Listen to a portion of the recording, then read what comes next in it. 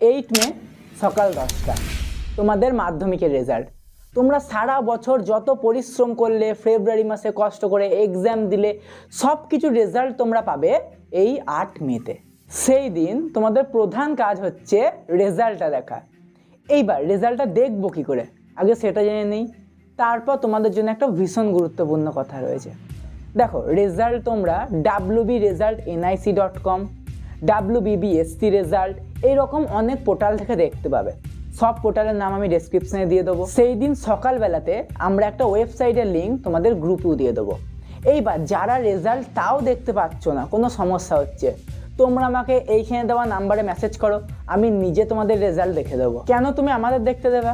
কারণ প্রথমত তুমি একটা সমস্যার কারণে দেখতে পাচ্ছ না, দ্বিতীয়ত তুমি যদি তোমার কোনো ফ্যামিলির মেম্বারকে দাও, সে তোমাকে ডিমোটিভেট করতে পারে, যেটা আমাদের বেঙ্গলি কালচারই রয়েছে। রেজাল্টের দিন কিরে কেমন হলো, এই জিনিসটা খুব বাজে।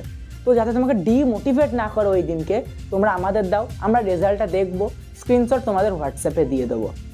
এইবার তোমাদের রেজাল্ট যদি ভালো হয় বা খারাপ হয়, এতে ডিমোটিভেট হয়ে যাওয়ার কিচ্ছু নেই, কারণ তোমাদের মেন জিনিস হচ্ছে শিক্ষা। তোমরা যেটা শিখেছো সেইটা তোমাদের কাছ থেকে কেউ নিতে পারবে না। সেই শিক্ষাটা নিয়েই তোমাদের সামনের পথে এগিয়ে যেতে হবে। দেখো, তোমাদের এরপরে রয়েছে ক্লাস 11। ক্লাস 11 তোমরা ভালো করে পড়ো, তোমার সেরাটা দাও এবং ভীষণ ভালো রেজাল্ট করো। তোমাদের ক্লাস 11-এর জন্য আমরা একটা ব্যাচ লঞ্চ করেছি, যেই ব্যাচে তোমরা অ্যাডমিশন নিতে পারো মাত্র 999 অর্থাৎ 999 টাকায়। First same plus second same সব কিছু কভার।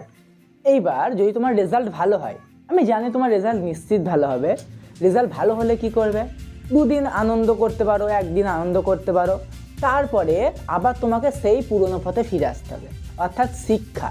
তোমার মূল নীতি হচ্ছে শেখা, শেখার কোনো শেষ নাই।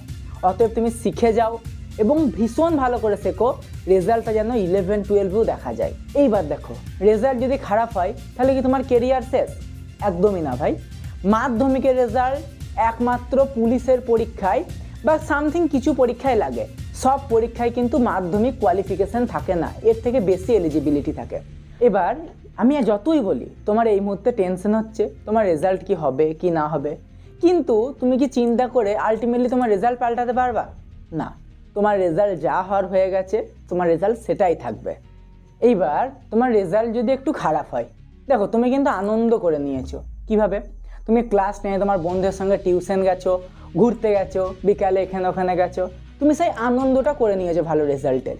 এইবার যদি রেজাল্ট খারাপ হয় কোনো কারণে, তাহলে এটা দুঃখের কিছু নেই, পাস্টকে ভুলে যাও, ফিউচারের দিকে ফোকাস করো, তোমার ফিউচারটাকে সেভ করো। কিভাবে? ভালো করে পড়ে। দেখো, শ্রীকৃষ্ণ গীতাতে কিন্তু অর্জুনকে বলেছিল, স্বধর্ম নিধনং শ্রেয় পরধর্ম ভয়াবহ। যখন অর্জুন যুদ্ধ করতে চায়নি, তখন অর্জুনকে বলেছিল তুমি ক্ষত্রিয়, তোমার কাজ যুদ্ধ করা। তেমনই তুমি ছাত্র, তোমার কাজ হচ্ছে পড়াশোনা করা। অর্জুনকে বলেছিল তুমি যদি যুদ্ধে হেরেও যাও, সেটাও তোমার কাছে গ্রহণযোগ্য। তেমনই তোমার কাজও ঠিক পড়াশোনা করা। এতে যদি খারাপ ফলাফল হয়, সেটা গ্রহণযোগ্য। কেন? তুমি পড়া করে খারাপ রেজাল্ট করেছো, পড়া না করে তো করনি। তো আলটিমেটলি পাস্টকে ভুলে যাও, একটা পেপারের পিস ভেবে রেখে দাও, ফিউচারের জন্য প্রিপারেশান নাও এবং 11-12-এ তোমার সেরাটা দাও, বাবা মায়ের মুখ উজ্জ্বল করো। আর কিছু গার্জেনকে আমি বলবো, আপনার ছেলে মেয়ের রেজাল্ট খারাপ হচ্ছে বলে ওই যে প্রতিবেশীর কথা শুনে ছেলে মেয়েকে প্রেসার দেবেন না। কারণ কি, এই প্রেসার দিলে স্টুডেন্টদের ওপর একটা খুব মানসিক চাপ পড়ে, যার জন্য তারা ভবিষ্যতেও কিন্তু ভয় পায়। এইটাই কিন্তু খুব একটা খারাপ প্রভাব।